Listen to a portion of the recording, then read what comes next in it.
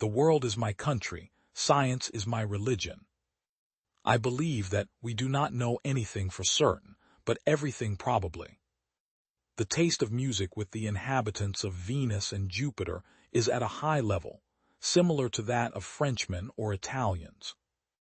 I esteem his understanding and subtlety highly, but I consider that they have been put to ill use in the greater part of his work, where the author studies things of little use. What a wonderful and amazing scheme have we here of the magnificent vastness of the universe! So many suns, so many earths, and every one of them stocked with so many herbs, trees, and animals, and adorned with so many seas and mountains. And how must our wonder and admiration be increased when we consider the prodigious distance and multitude of the stars?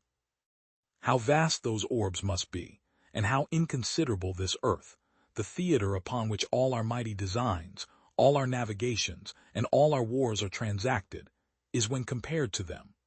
A very fit consideration and matter of reflection for those kings and princes who sacrifice the lives of so many people, only to flatter their ambition in being masters of some pitiful corner of this small spot.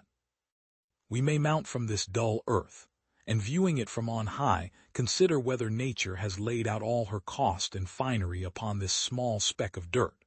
So, like travelers into other distant countries, we shall be better able to judge of what's done at home, know how to make a true estimate of, and set its own value upon everything. We shall be less apt to admire what this world calls great, shall nobly despise those trifles the generality of men set their affections on, when we know that there are a multitude of such earths inhabited and adorned as well as our own. A man that is of Copernicus' opinion, that this earth of ours is a planet, carried round and enlightened by the sun, like the rest of them, cannot but sometimes have a fancy, that the rest of the planets have their dress and furniture, nay, and their inhabitants too, as well as this earth of ours.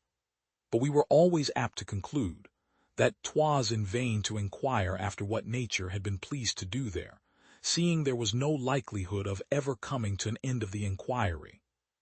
But a while ago, thinking somewhat seriously on this matter, not that I count myself quicker sighted than those great men of the past, but that I had the happiness to live after most of them, methoughts the inquiry was not so impracticable, nor the way so stopped up with difficulties, but that there was very good room left for probable conjectures.